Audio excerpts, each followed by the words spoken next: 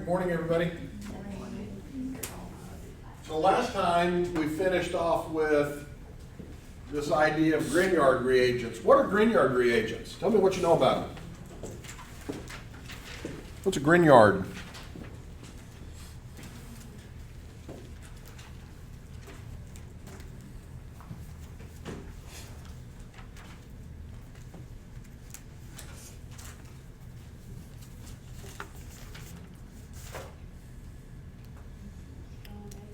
They are strong bases. That's one characteristic of a Grignard. What else is a Grignard? All right, so somebody help me out here. So we've got strong bases. They are strong bases. True statement? They're made from alkyl and aryl halides. Okay, so they're made from some type of halogen, right? So we could have let's just say we've got bromobenzene, right? We could start with that. How would I make the Grignard if I had bromobenzene? What do I need to react it with?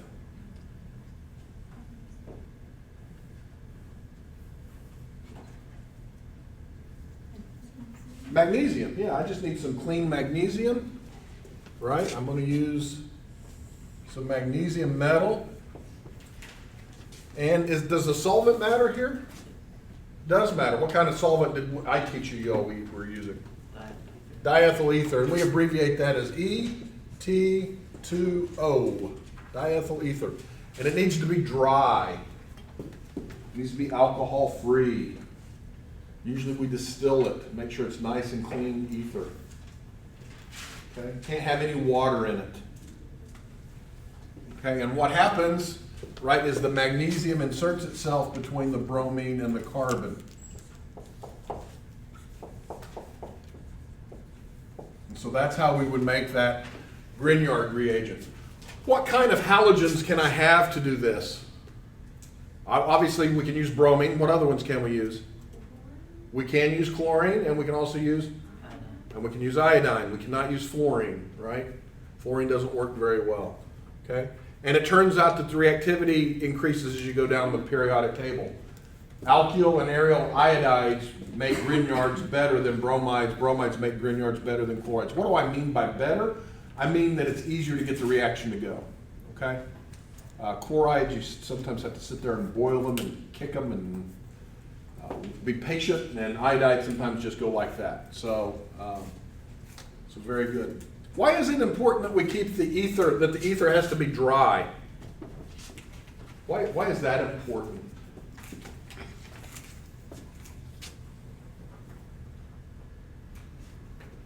Why is that important?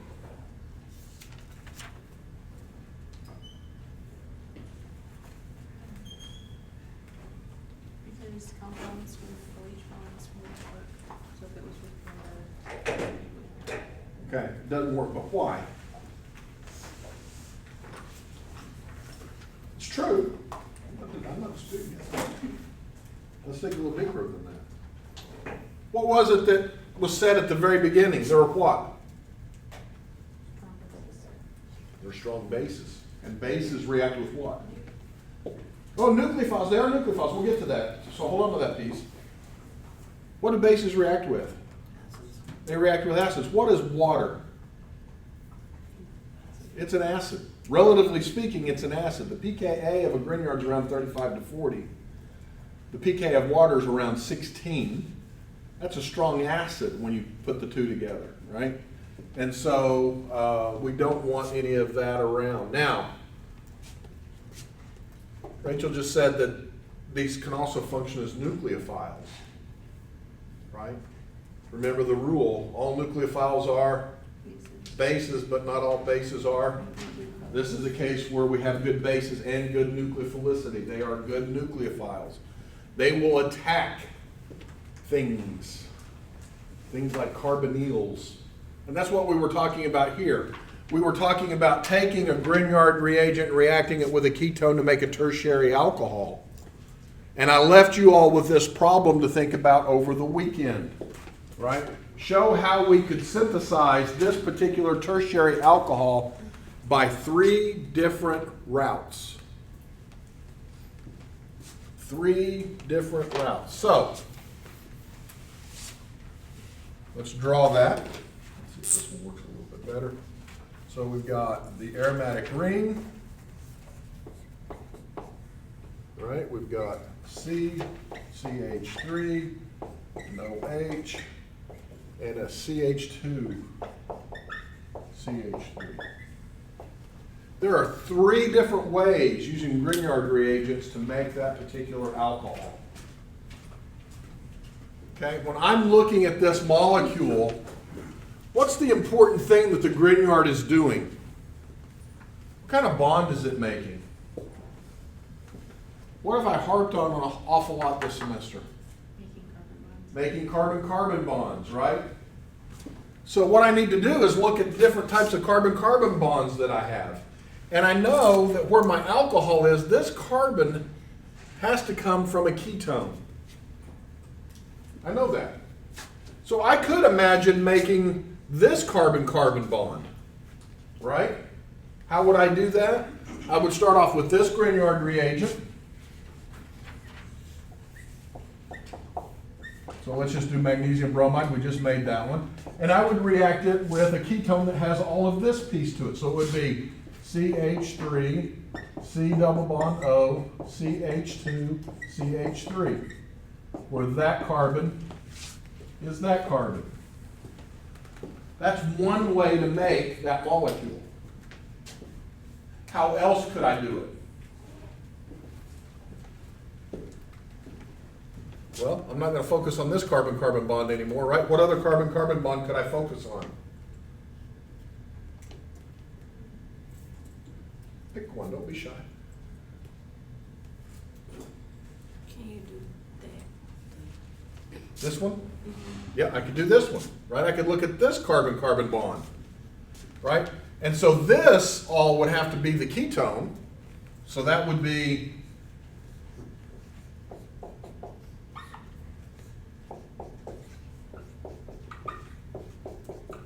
where that is that carbon. And what would my Grignard be?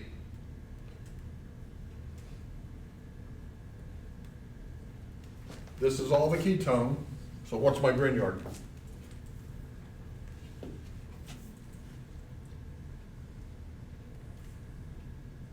What's remaining? What's not up here that needs to be here? The methyl group. Yeah, I need a methyl Grignard. I need CH3, magnesium, oh, and let's just do iodide. I need that Grignard to make that carbon-carbon bond. And now, what else do I have now that I can look at? I can look at this bond, right? So now all of this can be the ketone.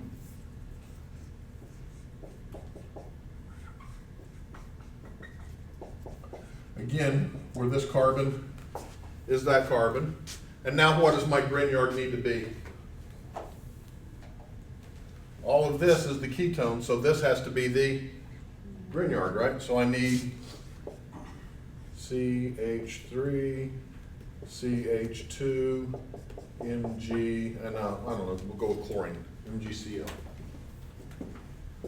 Those are 3 different ways that you can make the same product, right?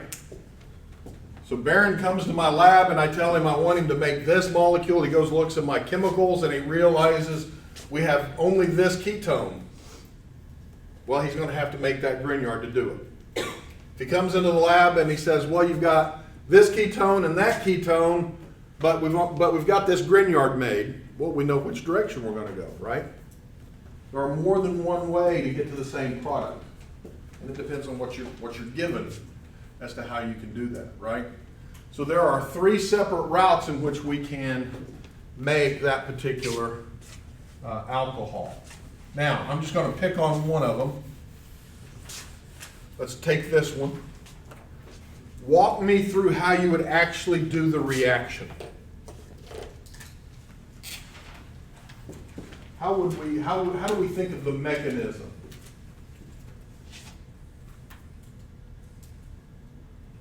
How would I do this?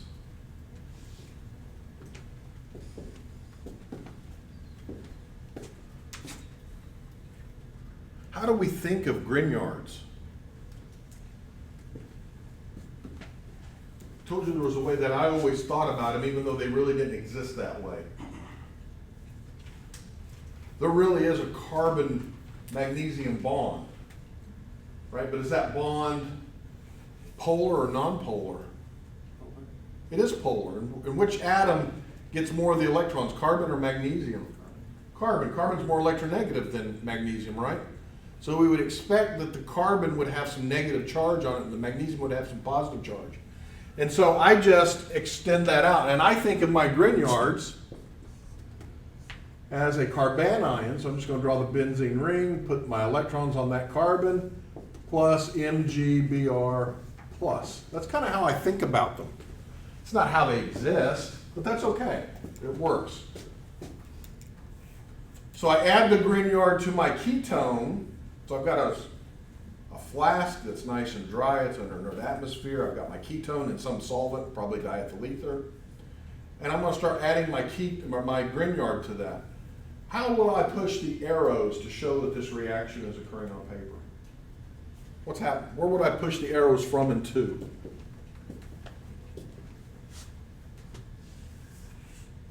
There's a hint on the screen.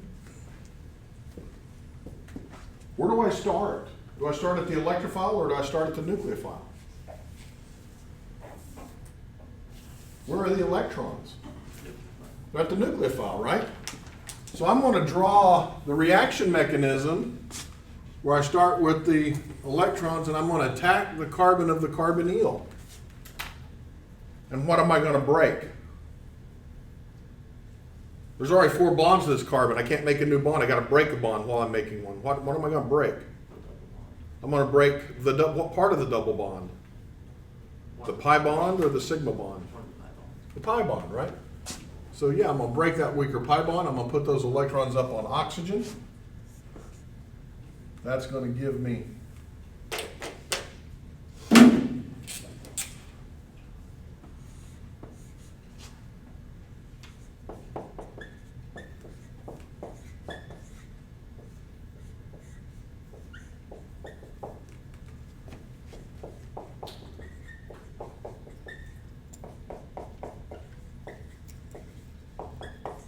going to give me that. And that's all I'm going to have in there. That's all I'm going to have. Now, how do I get an alcohol? I'm almost there. How do I get to the alcohol? Aqueous acid. Yeah, I'm going to dump this into, I'm going to take my flask, I'm dumping over ice with a little bit of acid in it. That's usually what we do. So we add water, a little bit of acid, and that gives me the final product.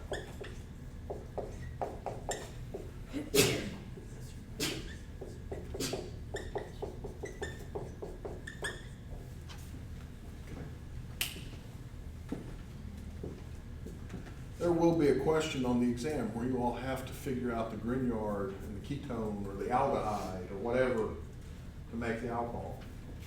A Grignard plus a ketone gives me a tertiary alcohol. A Grignard plus an aldehyde gives me a secondary alcohol. A Grignard plus formaldehyde gives me a primary alcohol. Right? You need to have those committed to memory. So when you see a tertiary alcohol, the first thing you need to think of is that's probably between some Grignard and a ketone. You see a secondary alcohol, that's between a Grignard and an aldehyde. You see a primary alcohol, that's between a Grignard and formaldehyde. Okay?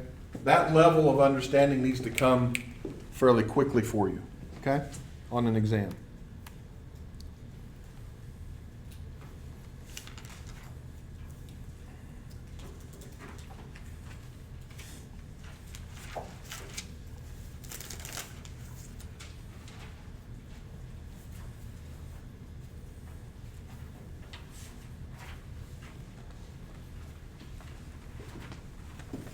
So that's one of the things that we can do with ketones and aldehydes, but there are other things that we can do as well.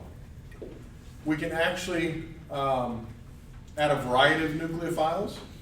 And those nucleophiles allow us to make things called hydrates and acetals.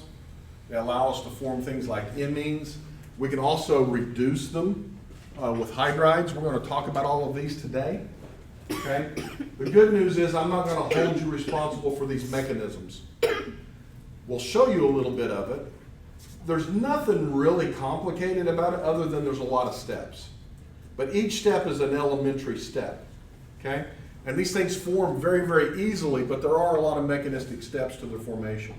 Okay? And one of the things that you can do to a carbon-oxygen double bond is you can add water across it, and it forms what's called a hydrate. We're adding water across a carbon-oxygen double bond. What is that similar to that we've already added water across?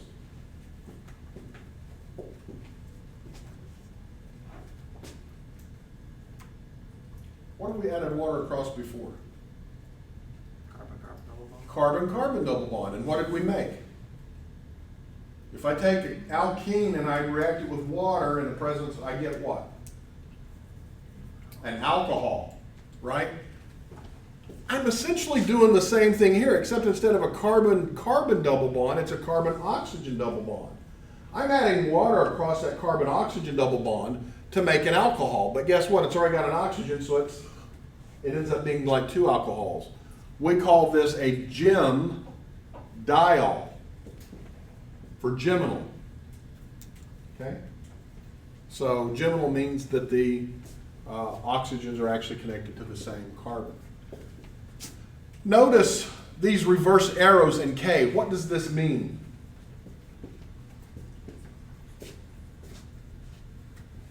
What does it mean to have an arrow going in one direction and in the reverse direction? Equilibrium. That's right. This is an equilibrium reaction. Do you think in this general reaction equilibrium lies to the left or to the right?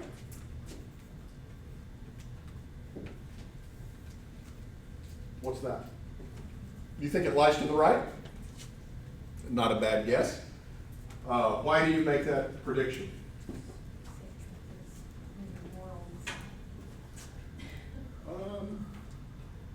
More what? I'll buy that, but more what? That's true. Don't know that I can make a good argument for that. But certainly there's more sigma bonds. What do we know about sigma bonds? They're harder to break, which means they're strong or weak. Strong, right? You might predict, in fact, that when you take a ketone and put it in water or an aldehyde, that you'll get a hydrate because you go from weak pi bonds to strong sigma bonds. That's a reasonable prediction. And in some cases, it's absolutely true.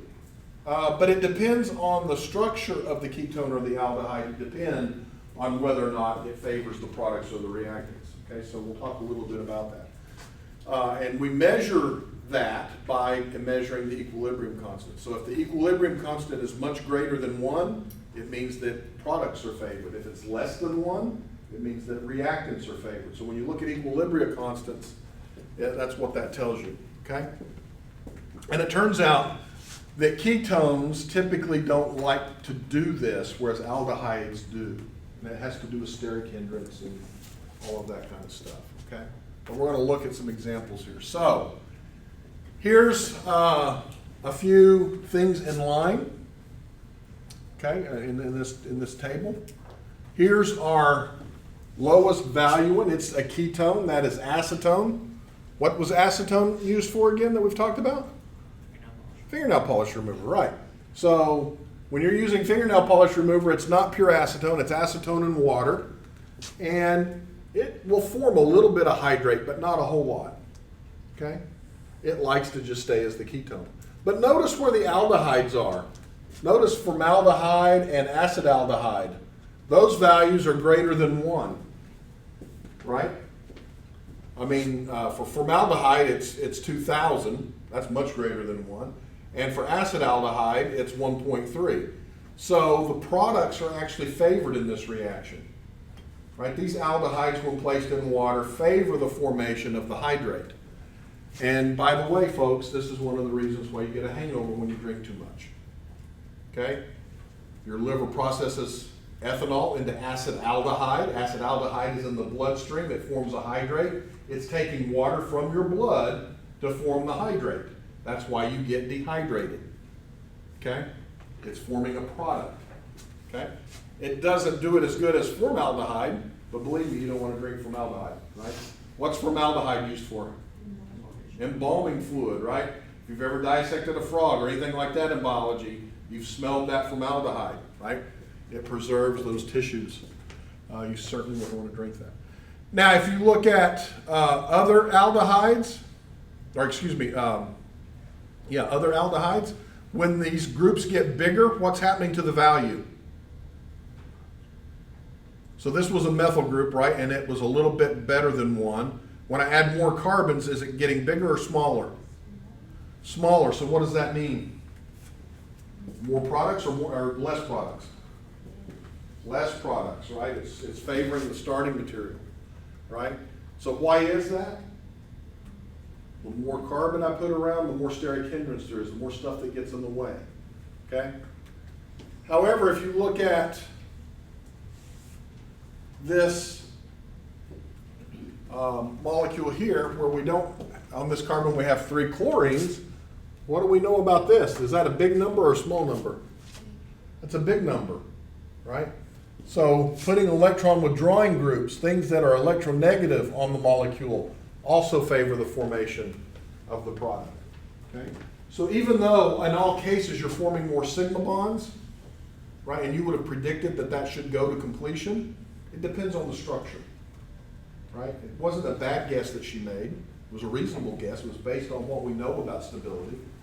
But structure does matter, and that's one of the things that you need to get out of this class, is that structure impacts the electronic structure, and the electronic structure impacts the chemistry, okay? So we can have hydrates. And so let's look at a couple of examples. So if you go up into the biology lab right now and you go get the bottle of formaldehyde, it is not going to be formaldehyde dissolved in water. Almost all of it is going to be as this hydrate. And they call that hydrate formalin. They don't call it formaldehyde, they call it formalin. Don't worry about the name, okay? But that's what you put your dead frogs in so that they don't decompose, okay? It's a nice embalming fluid, right?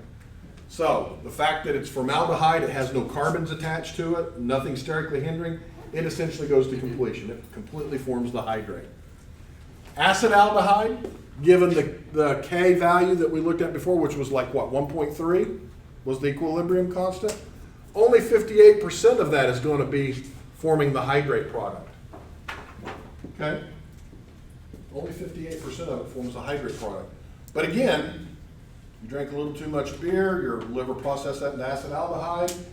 58% of that acetaldehyde became hydrated and pulled an equivalent amount of water out of your bloodstream. Okay, so that's a lot of water. It doesn't take loss of a lot of water to become quote unquote dehydrated. That's why you start to get the feeling that you have. Whereas acetone, if I place acetone in water, only 0.2% of it gets converted into product. Okay? So I wanted to give you these values and what those equilibrium constants really mean. Very little product, about half product, all product. And what you recognize is the difference in the number of carbons that are attached to that carbonyl. The more steric hindrance you place in there, the less reactive these carbonyls become. Okay? All right. So, I told you I wasn't going to hold you responsible for the mechanisms, and that's true, but I still feel like we should go over it a little bit. Okay? So let's think about how we can draw a mechanism for the hydration of a carbonyl compound. Now let's just do acetaldehyde, and we're going to add water across it. And to put in the lone pair so that we know what we're dealing with.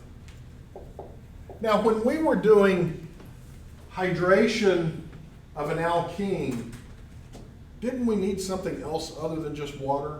If we took an alkene and water, nothing really happened until we added a catalyst. What was the catalyst? Anybody remember? Sulfuric acid. Yeah, it was sulfuric acid. I think we might need a little acid here for this to work. Turns out we do. You know, a little bit of catalyst goes a long way here. And so if you take these and react them with just water, the reaction's very, very slow. It will happen, but you'll be waiting 100 years.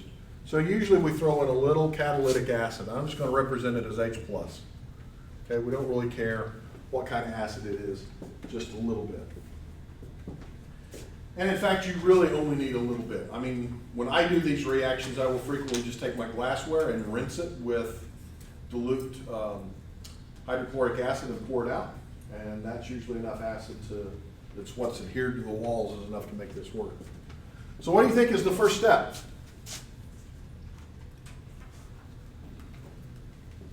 How would we draw the mechanism?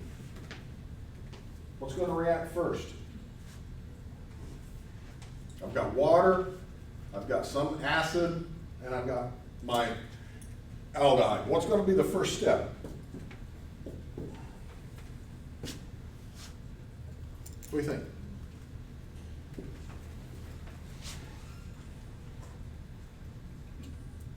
What happens when you have acids? What do they react with? Bases. Where's a base? Where do I have a base? Water could be a base, that's true, but that doesn't give me product. And it will react with the water and make H3O+. We know that. There's nothing wrong with that. But what else is a base? What part of the aldehyde? The oxygen. The oxygen of the aldehyde is a base. Why is it a base? It has a lone pair. At least one, it's got two, right? So yeah, so what happens in the first step is the acid and base react. And you get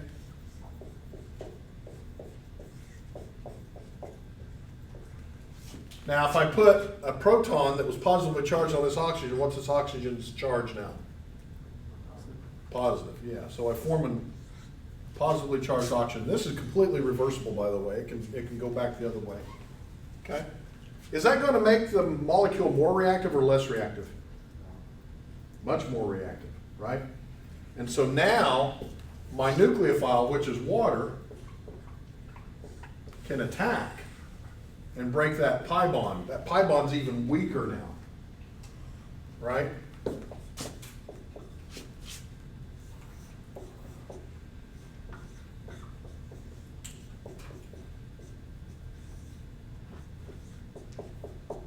Are we there yet? We're awful close though, aren't we? We've got the two oxygens that we need attached to the same carbon. I just have an extra hydrogen, right? So now water can come in, since I got a lot of water, and it can remove that other proton. And I can get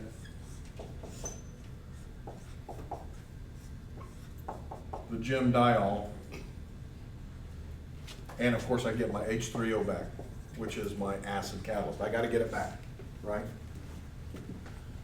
So that's the mechanism. It is nothing more than simple acid-base reactions. Acid reacts with base, product. Base reacts with acid, product. Base reacts with acid, product. It is nothing more than a series of acid-base reactions.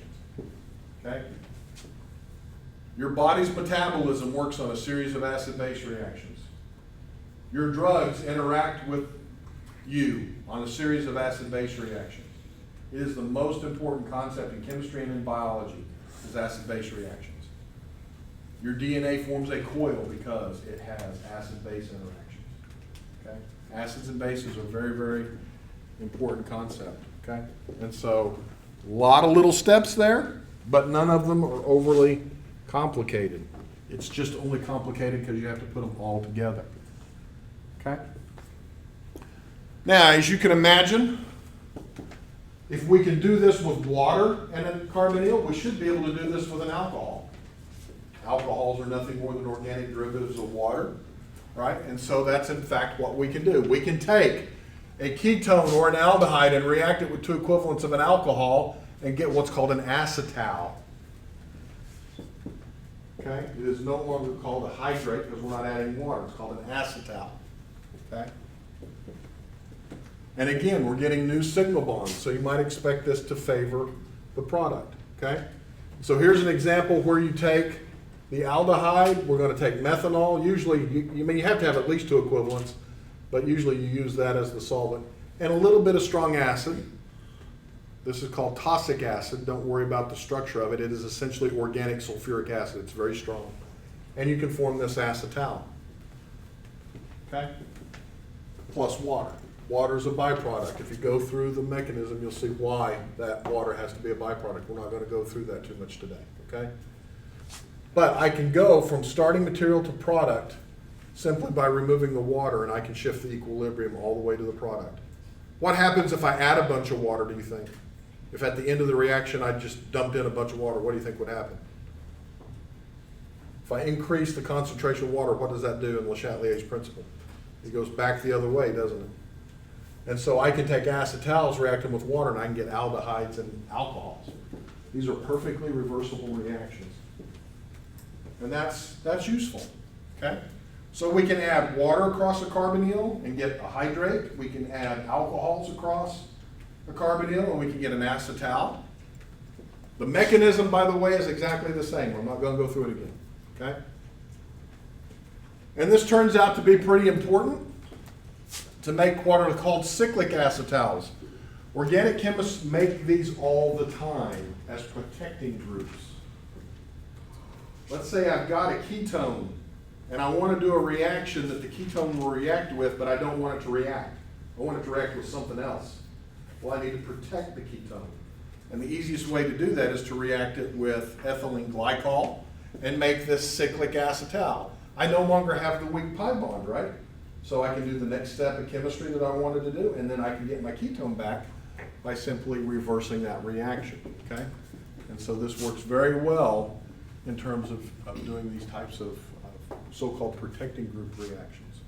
Okay. We can also add primary amines. Remember, just to review, an amine, we call it a primary amine if it has one carbon nitrogen bond, secondary if it has two carbon nitrogen bonds, tertiary if it has three carbon nitrogen bonds. But all of them must have what on them? Lone pairs, very good. Yes, all of them have lone pairs. We can also add primary amines to carbonyls to make a different functional group that we haven't talked about, but it's very, very important. We'll talk about why, okay? It forms what's called an imine, or also known as a Schiff base. It's got a person's name associated with it, as their Schiff. Okay? But we can form what these so-called imines.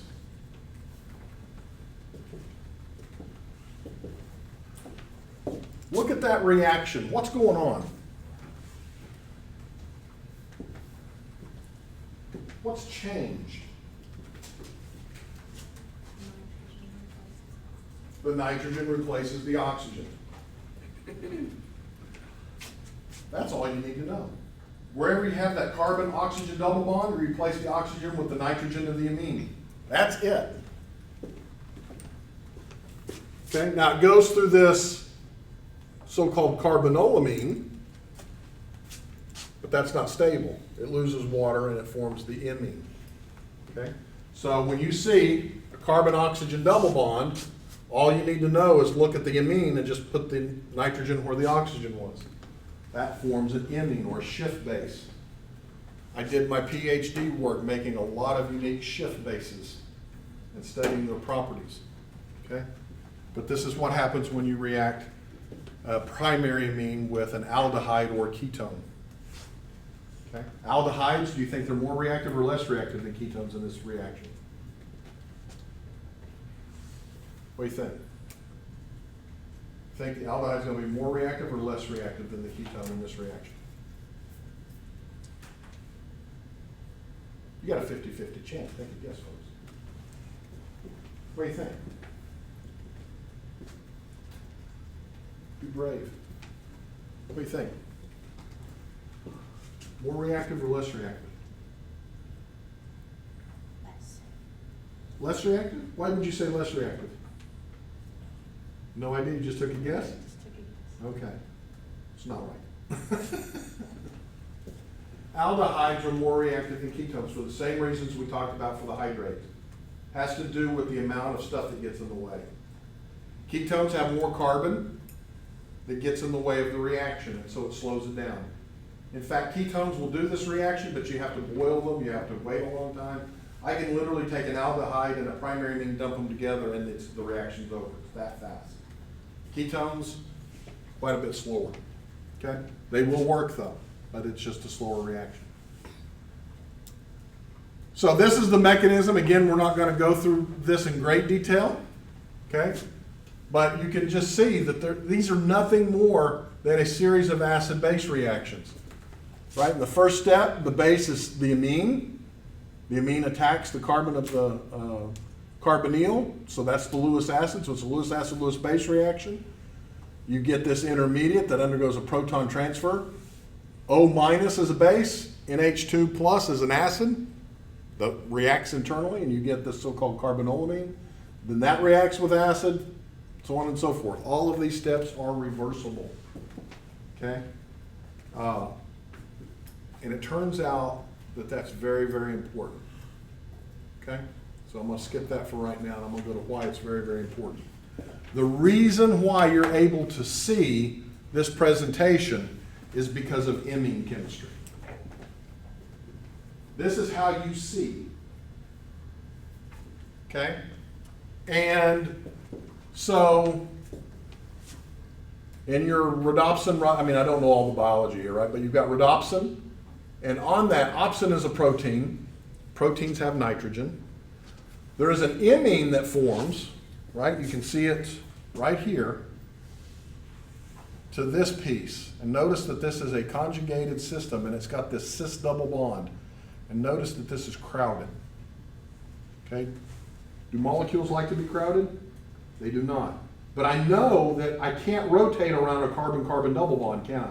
We've built models and tried to do that before, haven't we? Right? But what can happen is, when the light comes through your eye and strikes this molecule will absorb that light, and it will break that crowded pi bond and allow it to rotate to the more stable trans double bond. So it breaks the weak pi bond temporarily, and you just got a single bond. Then rotation occurs, and then the double bond forms again. When that happens, it tugs on the opsin, and that triggers your brain, or triggers an electrical signal to be sent to your brain. And so that's how we perceive seeing things. We don't really see things with our eyes. We see things in our brain, right? And our eyes just collect the light for that, okay? And so you get that nerve impulse and you're able to see something. Why is it important that this be a reversible process? Why is it important that this imine is reversible? So it can react again. So it can react again.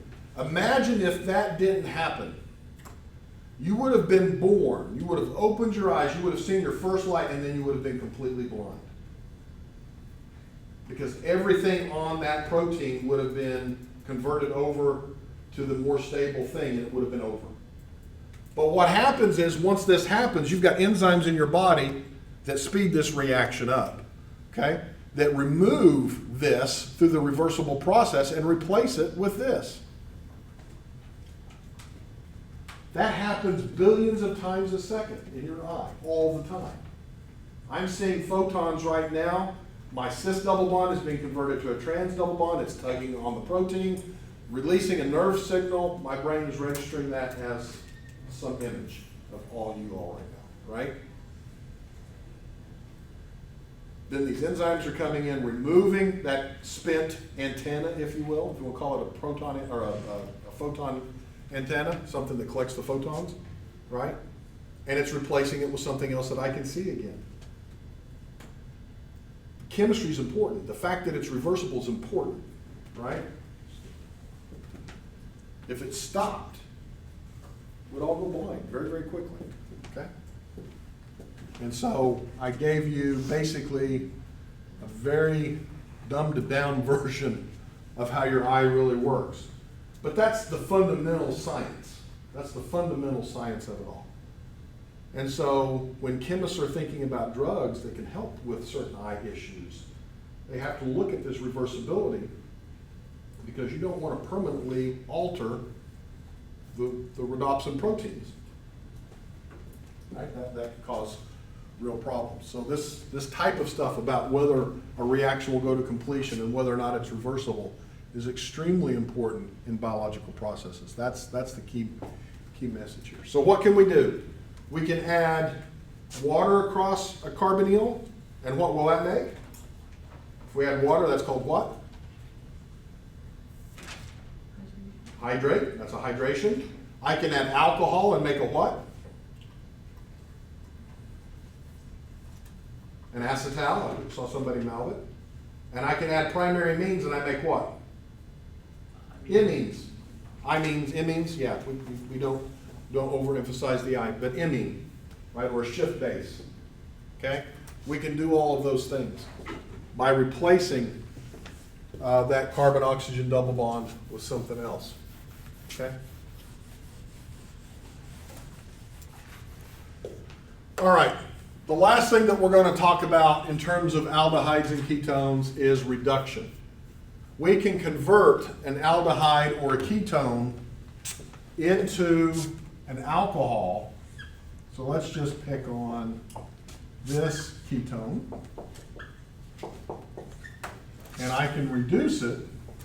And I'm just going to use H in bracket as a general reducing agent. We're going to talk about the specific ones in just a moment.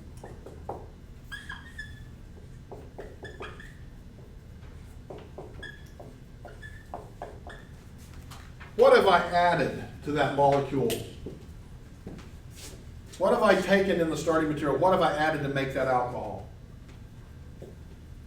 If you add up the formula, what does it add up to? What's the difference? Are the carbons different? No. Same number of carbons, so I haven't added a Grignard, have I? No. Are the number of oxygens different? No.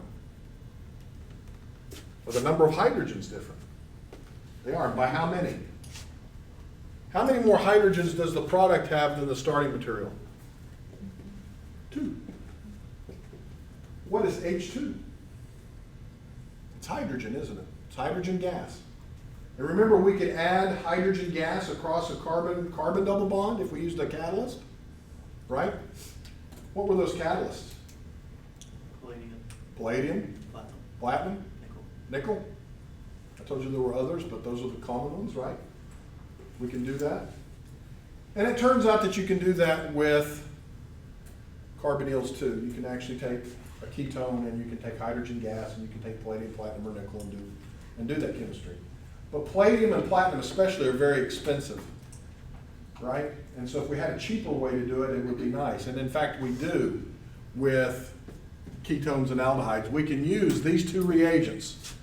We can use sodium borohydride or we can use lithium aluminum hydride. And both of these reagents, you can think of them as H minus. And I'm going to put it in quotes. It's not really H minus floating around, but you can think of it as H minus.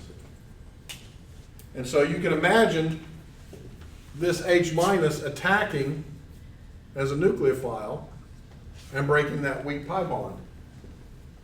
So one of those hydrogens comes from sodium borohydride. The other hydrogen would come from water. I found this on the Okay? So typically what you do is you run the reaction with your aldehyde or your ketone with sodium borohydride or lithium aluminum hydride. You let the reaction run for a while, you then dump it into ice water, and you'll get your alcohol. Okay? And so essentially you're adding H2 across the carbon-oxygen double bond. Now there's a couple of differences. Sodium borohydride we will let you work with. Sodium borohydride is easy to do. You can put it in water. It doesn't blow up. It'll fizz a little bit, but okay? Lithium aluminum hydride, if it comes into contact with water, it goes boom. So you got to make sure that all your lithium aluminum hydride is done before you dump your reaction into water. Okay? Lithium aluminum hydride is very, very reactive. Sodium borohydride, yeah. It'll stare at you all day, kind of take its time. But you can reduce aldehydes and ketones to alcohols quite easily. So if I take a ketone and I react it with sodium borohydride, let's do that. Let's take a ketone. Let's take this ketone and let's react it with sodium borohydride and then dump it into water. What's my product going to be?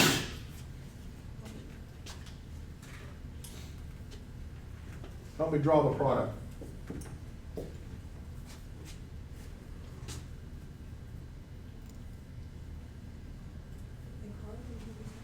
The carbons are going to be the same. Very good. So I might have those 4 carbons. They don't go anywhere. Now what? I can break the double bond. Okay, so that means that the oxygen is going to stay on this carbon, right? Now what do I need to add? I need to add a hydrogen here and a hydrogen there, right? What kind of alcohol is that? Secondary. That is a secondary alcohol. So a ketone gets reduced to a secondary alcohol.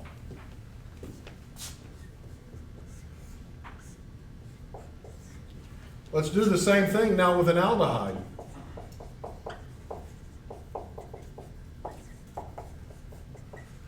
What would the product be? Almost the same, right? I'm going to have a hydrogen here instead of a carbon though, right? Because it's an aldehyde. I'm going to add a hydrogen here and a hydrogen there. What kind of alcohol is that? That is a primary alcohol. So I can take aldehydes and reduce them to primary alcohols. I can take ketones and I can reduce them to secondary alcohols. Can I make tertiary alcohols by this process? No. If I want to make a tertiary alcohol from that ketone, I need to use a Grignard. If I want to make a secondary alcohol from this aldehyde, I need to use a Grignard. Right? It's, what kind of bonds am I forming? When I'm using sodium borohydride or lithium aluminum hydride, I'm forming carbon-hydrogen bonds because the nucleophile is H minus. When I react with Grignards, I'm making carbon-carbon bonds because I'm reacting with carbon minus, right? Good. Okay. We just went through that. Here's some examples of why this is important. Again, most of what you all come into contact with in modern society is made with nothing more than sophomore level organic chemistry. So, you all get done with class, you got a headache, you're going to go take some ibuprofen, some Advil, cure your headache, right? Believe me, being up here talking for an hour and 15 minutes, I'm going to go take some Advil too. Okay? It is made industrially using this type of chemistry. They start with this ketone A. They react that with sodium borohydride to make that secondary alcohol. That secondary alcohol is an intermediate that they take 3 steps that we're not going to talk about, and they make ibuprofen. But the first step is taking this readily industrially available ketone and reducing it to this alcohol. That's the first step. I can send you all to lab right now and you can do that reaction. I have no doubt each and every one of you can do that reaction. It's a fairly straightforward reaction to do. For those of you who like colognes and perfumes that are a little on the musky side, they contain this molecule called muscone. You can make synthetic muscone because we don't like killing muskrats anymore. We don't harvest their organs, their glands. But we can start off with this simple ketone.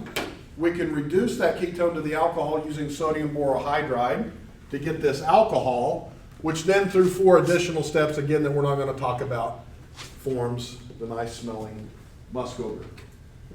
Okay, so if you like muskier colognes and perfumes, you're dependent on this type of sophomore level chemistry to make the intermediate that's necessary for making it. So it's a nice perfume component. Okay? I think we're going to skip that. We've already talked a little bit about the oxidation of alcohols, right? So we've already talked about this in the past, so I'm not going to spend a whole lot of time on it. But I will say that your body has, in your liver, you have alcohol dehydrogenases. Your liver processes alcohol, and that's what is responsible for a variety of things, right? But this is what happens if you ingest methanol instead of ethanol, right? Your alcohol dehydrogenase forms formaldehyde. Formaldehyde in water forms what? What did we just talk about? What does it make? Formalin, yeah, but it's a hydrate. It gets hydrated, right? And I told you that formalin is what you put your dead frogs in, right? So you're making an embalming fluid if you happen to drink wood alcohol accidentally. That's why it makes you go blind and it kills you, okay? The reason you go blind is because the formaldehyde will react with the protein on your rhodopsin, not the aldehyde that you want. It forms an imine that's actually pretty stable. And it gets in the way of that, so you end up going blind. Not a good idea. And then this can also get further oxidized, of course, to formic acid, which is the same stuff that fire ants inject into you, right? So we don't want to lower the blood pH. Does anybody know how sensitive you are being alive or being dead based on the pH of your blood? It has to stay a certain level. Has to stay a certain level. Is that level a big range or a narrow range? It's a very narrow range, right? So if I ingest too much formaldehyde, ultimately it gets into formic acid, my blood pH will drop and I'll die. Okay? You have a buffer in your blood that maintains the pH within a very narrow window. Okay? And it turns out that if you exceed that window, it's really not a good thing. All right. I intended to have a demonstration for you today. I didn't get around to it. But I'm going to do this demonstration for you all on Thursday, so be here for that. When you look at these molecules, what can you tell me about this molecule? What does it look like? You all know what that looks like? Hmm?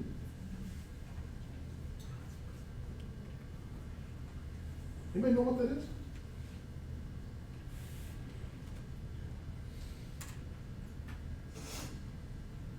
It's a chair conformation? Pardon? It's a chair or boat. Oh, it is certainly a chair. It's in a chair conformation. That's true. It's a 6-membered ring. Yeah, but it's not all carbons in that ring, is it? It's got a lot of carbon in the ring, but it's also got an oxygen here, right? And so what you see is this oxygen bound to this carbon that's also bound to this OH.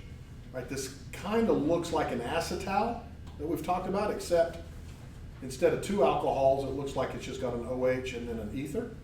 So we call this a hemiacetal. Okay? Does anybody know what this molecule is? Is this a molecule I could eat? What do you think? This is a structure of sugar, or of a simple sugar, right? When you look at this simple sugar, what does it look like to you, other than simple?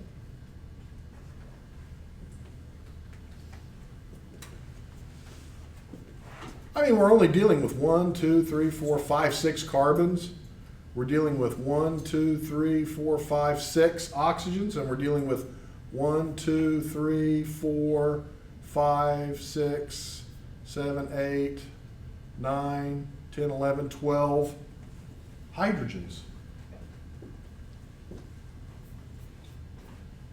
This is called a carbohydrate. It is nothing more than pure carbon that is reacted with water. The molecular formula is nothing more than carbon and water. That's why we call them carbohydrates.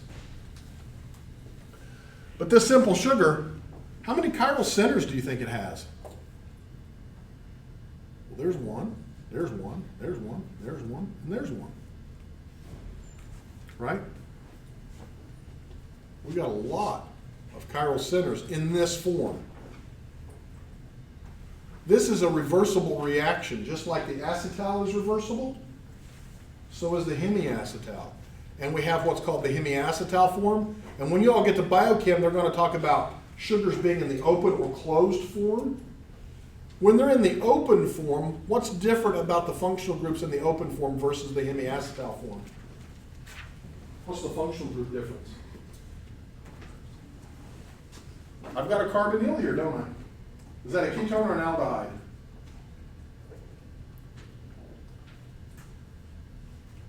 Are there two carbons attached to this carbonyl or just one? Just one, so it's an aldehyde, right?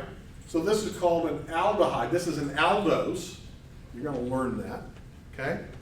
So you've got this aldehyde form, and you've got this ring closed form, which is hemiacetal. It turns out that this ring open form will react with your proteins. You've heard of A1C and those types of things, right? You're talking about sugar and how that sugar interacts with the proteins. These aldehydes are reacted to proteins and they will react, and so we need to know something about them. But one of the things that these sugars will do, when you get to, when you get to biochemistry, they're going to talk about reducing sugars. There are reducing sugars and non-reducing sugars. And these types of sugars are called reducing sugars because they will reduce a metal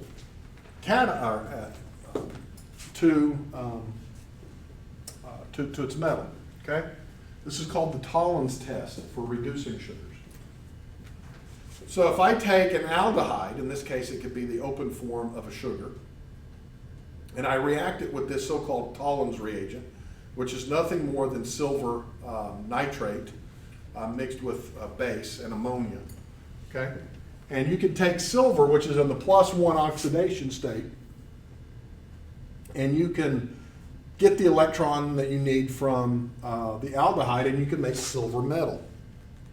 So it goes from silver in solution to silver metal, and it converts the aldehyde into essentially a carboxylic acid. So you can take the aldehyde and you can oxidize it to a carboxylic acid. Very similar to what your liver does, okay? This is called the Tollens test. But the cool thing about this is that you get silver metal. What do you all know about silver metal? What's it look like? It looks like silver, right? But what does silver look like? Shiny. It's shiny, right? It's almost mirror-like, right? And so the demonstration I'm going to do next time that we come in, I'm going to take a flask, a 125 milliliter Erlenmeyer flask that's pristine, and I'm going to put sugar in it, this sugar, in fact, fructose, or dextrose, excuse me. And I'm going to add some Tollens reagent to it. I'm going to cap it, and I'm going to start shaking it. What do you think is going to happen to that flask as I shake it? It's going to change. You're going to see a change. What do you think is going to happen? If we look at a flask, can I see through the flask? Yeah, I can see. Glass is clear, right? So what's going to happen as I keep doing this reaction? It's going to be starting to become more reflective. It's going to start looking like a mirror because the silver is going to plate out on the surface of the glass. And I'm going to make a silver flask. And it will look like a solid silver flask. It'll be really nice. You'll be able to look at it and see and, print whatever you want to do, right? It's very reflective. High quality mirrors, if you all buy a really high quality mirror, they do have silver. That is the reflective material. That's why they're so expensive. Cheap little mirrors don't cost anything, but a really nice high quality glass mirror, this is what they do. They deposit the silver on there using the Tollens test, and then they, of course, paint the back of it so that you don't scratch the mirror. But this is how you also make Christmas ornaments that are silver. So if you go to one of the crafts things, like up in the mountains in Tennessee or whatever, and they're blowing the glass and they're making it all nice, and then it's silvered. They pour Tollens reagent in there and move it around until that nice silver coating gets formed, okay? And so you make these silver mirrored things. So I'm gonna do that for you in a flask, and what I'm gonna do is, and I will make as many of them as I need. I'll go buy more flasks if I have to. But everybody who gets an A on the third exam before the offset will get a silver flask, okay? So, something for you to shoot for. I want to give out however many people are there. That's how many silver flasks I want you to make me have to make, okay?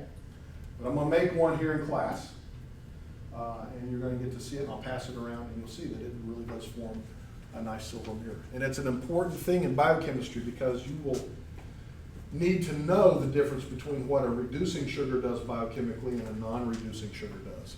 Okay, and they do have different biology that occurs. Reducing sugars are a little more reactive and do other things in your body that sugars that are not reducing can do. So does that sound like fun? So you'll watch me do it. The trick is silver nitrate. If you get it on your hands and exposed to light, it'll turn deep brown. And so I can't let you all do it, but I'll have gloves on and we'll do it, and I'll rinse it out real well so you all can take a look at it. And then if all of you get an A on the third exam, I'll have to go buy a bunch more flasks and a bunch more silver, and we'll do this. It's kind of fun. It looks like there's a lot of silver in there. Actually, there's probably $1 worth of silver in it. There's not a whole lot, really. It's a very thin layer. But it is very reflective and very nice looking. And so we've actually made Christmas ornaments that way in my family. So we'll get glassware and silver them and put them on the tree and that kind of stuff. It's kind of nice, kind of neat. So let's review again real quick. If I have an aldehyde and a Grignard reaction, what do I make? Secondary. I make a secondary alcohol. If I take a Grignard and formaldehyde, I make a primary alcohol. If I take a Grignard and a ketone, I make a tertiary alcohol. Very good. I make a Grignard reaction by reacting what with magnesium? Halogen. Alkyl halide. So either an alkyl or aryl halide, and that halogen could be iodine, bromine, or chlorine, right? So we know that. Very good. If I take an aldehyde and react it with water, what do I make? Almost. It's kind of an alcohol, but what is it? Hydrate. It's a hydrate, right? So we can make a hydrate. If I take a ketone and I react it with water, I make a hydrate. If I take a aldehyde or ketone and I react it with an alcohol, what do I get? Acetal. If I take a aldehyde or ketone and I react it with a primary amine, I make a imine.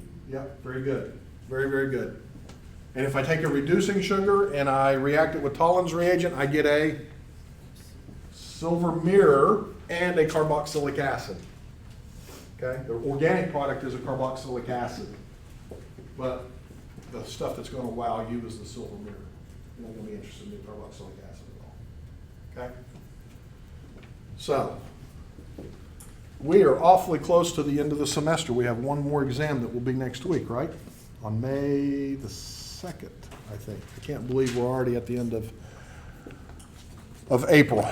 I still owe you all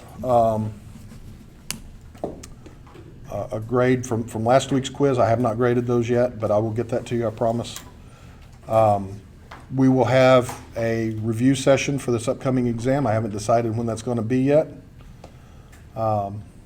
Exam 3 coming up, and then the final. So just to let everybody be aware, again, the final is cumulative. If you saw it on the previous exams, it's fair game on the final. If I didn't cover it on the 3 exams, even if we covered it in class, you won't find it on the final. Okay? That does not mean you will see the exact exam questions. You will just see the same exam question types.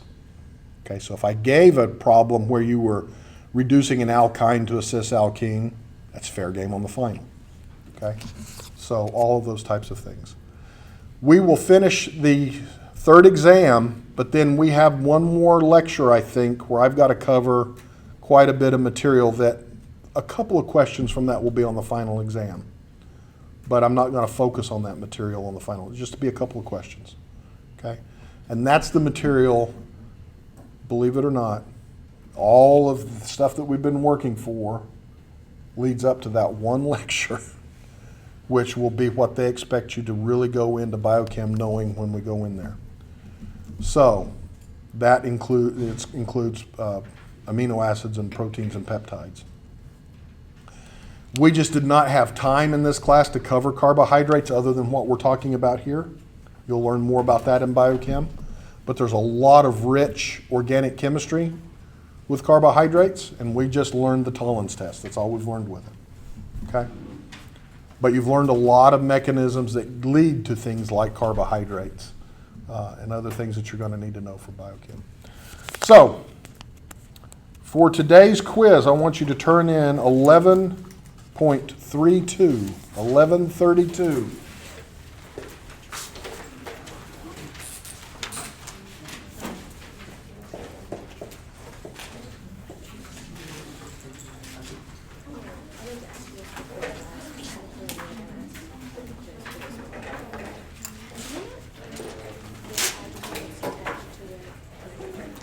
As a symbol? It would be a symbol. Yep. That's what I have, but I wasn't sure because. So if it's attached to, like if it's a substitute to like a nitrogen, not just like a carbon